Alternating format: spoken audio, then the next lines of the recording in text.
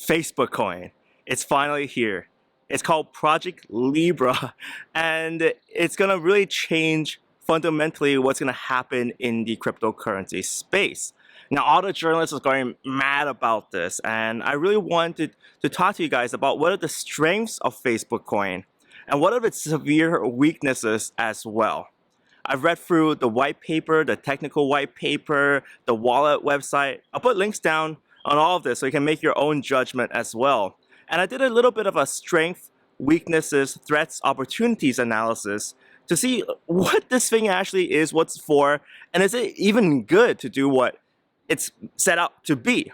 I'll address all these questions about privacy that we see memes popping up. Yeah, Facebook coin, you don't need any KYC because they know everything about you. We'll talk about and address that and address how it's regulated, but it's also very different. So anyways, that's what this video is gonna be about, and let's get started.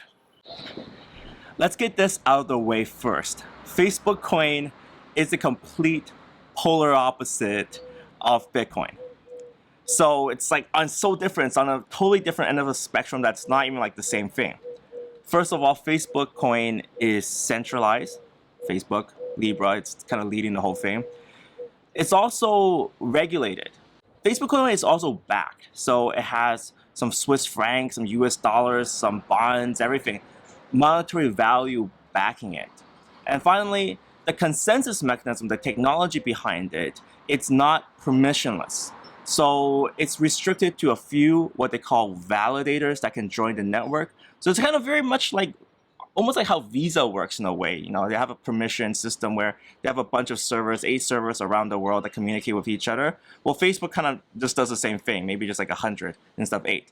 But it's not what Bitcoin is, because Bitcoin is decentralized. So there's no leader, no one controlling it. It's open consensus, anyone can join, and that's why you can, even technically, you can run a node and start validating transactions on a network. This leads to the fact that Bitcoin is completely censorship and also regulation resistant. So no government can say, yeah, I want to stop you. And what can I do? Nothing, because it's an open system that anyone can join and they can't take over the network.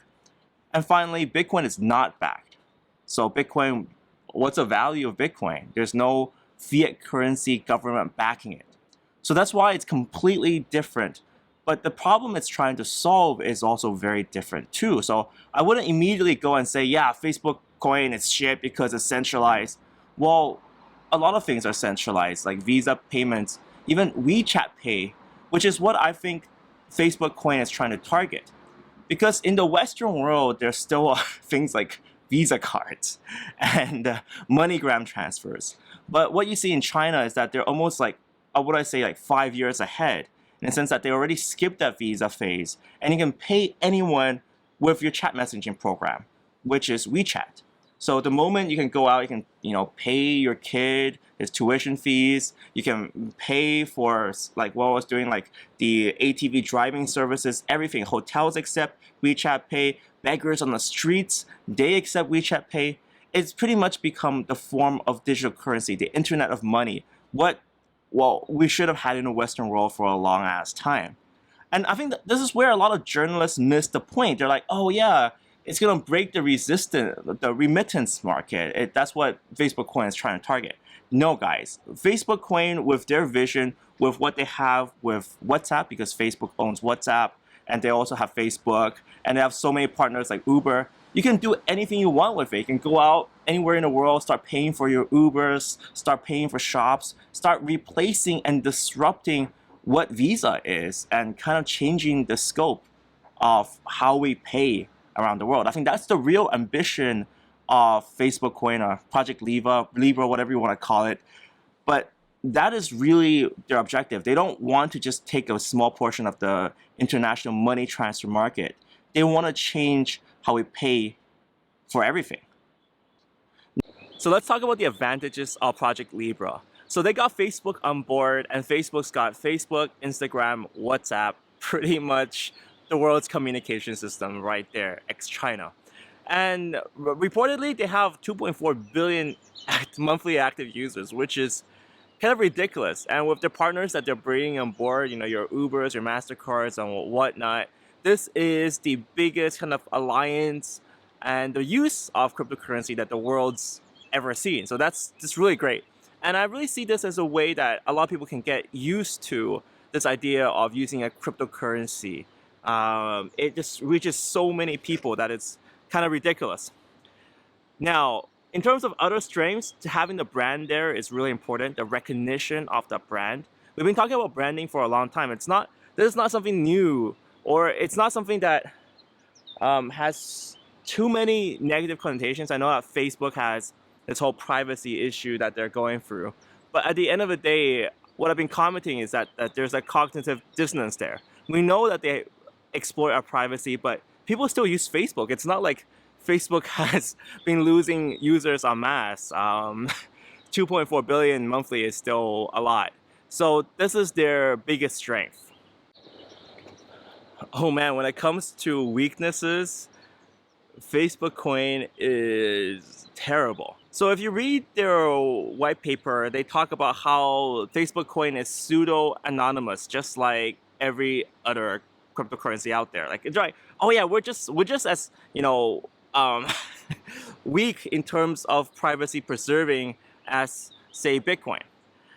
But there's a huge difference here because Bitcoin, you can open as many accounts as you can, and we also have a lot of privacy preserving cryptocurrencies in the space. We've been talking about Monero, Wimble's out.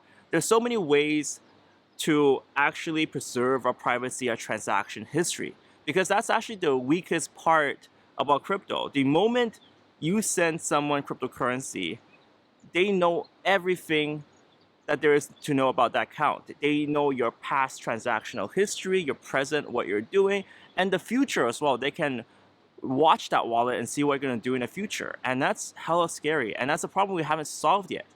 And I was hoping that Facebook will have some form of privacy preservation, because once you link payment history with the person, the identity of that person, God, you know everything about them and what they are doing and what they will do. And that's just not suitable for a coin where there is regulation coming through, and Facebook themselves, they know what's happening, and analytics companies that have been doing analysis on Facebook users and breaching of privacy, they will know everything there is to be about you. And really, the reason why I think they don't have privacy features is they want to cater to the dApp space. So Facebook, they're not just a currency, this whole idea of Project Libra, it's not just a currency, but it's a dApp platform too. So it's much more like Ethereum in terms of what they're trying to do.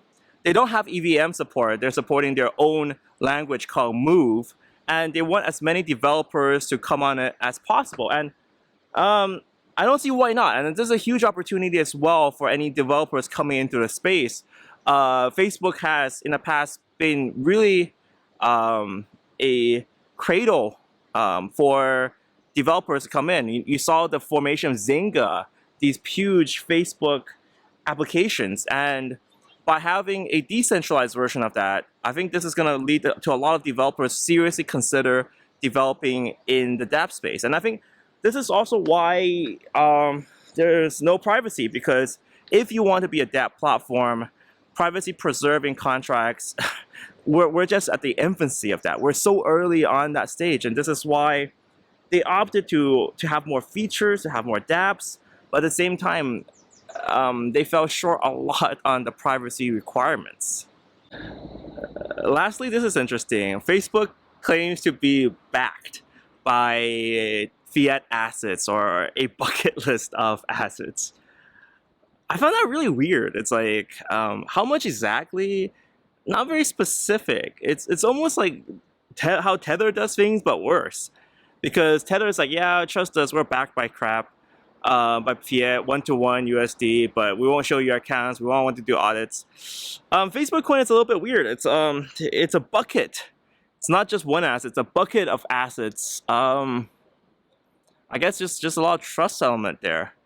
I can see that it kind of works as long as people believe that there are assets there and those assets are worth something. And I think your average Joe will believe that. I mean, People just want to use things, right? And if other merchants are accepting it, they'll go for it. But I definitely see that presenting some issues later on. It's not a stable coin. It's not stable. It's going to fluctuate with every currency, and the real value of it is like, what is it backed by? What's the exact kind of bucket that they have? And that's something we'll have to wait to see if this actually works or not. People start believing that, because honestly, right now they're very flaky about exactly what's inside. It's just like, this is the most ideal way of doing things. So we put a bunch of things in, so you're stable, it's got value, it's got backing. But really, is it? Can you also make the counter argument that WeChat Pay works when there's really much no privacy with respect to the government? That argument could be made to a point, because we know that WeChat Pay is extremely popular. It's pretty much a dominant form of payment in China. And the Chinese government has direct access to all that information and access to all those messages too. Tencent being a heavily regulated entity in China. And the average Joe is still willing to use that. But I think there is a difference here between Facebook Coin and WeChat Pay, in the sense that with WeChat Pay, that information is only open to the government. So yeah, the government, Big Brother spying on you. But with Facebook Coin, that information is open to everybody in this world. So everybody can be a Big Brother to spy on you. The moment they link your Facebook wallet address with your Facebook account or your identity, that's game over. I think, yeah, that sort of privacy violation, I think that's the right word for it, that's disastrous. That's going to prevent me personally from using it. So we'll have to see how people react to this when it gets released in 2020. So at the end of the day, I feel like this is trying to solve a different issue. It's a good on-ramp. And I really feel like after this, people start understanding Bitcoin a lot more as well. Because there's going to be certain regulations that they need to pander to. They need to make sure that they're regulated and they can be used around the world. And those regulations are going to cost them a lot, because people are going to start realizing regulations, it's not their friend. It's keeping the big banks in power. Sure, you're going to cut out the middleman that's on top of the big banks, but the big banks are still in power, and that's still the biggest issue here. And this is where I feel Bitcoin itself has a lot of strength to show people. Once people get used to the idea of a centralized cryptocurrency, they'll want a decentralized one.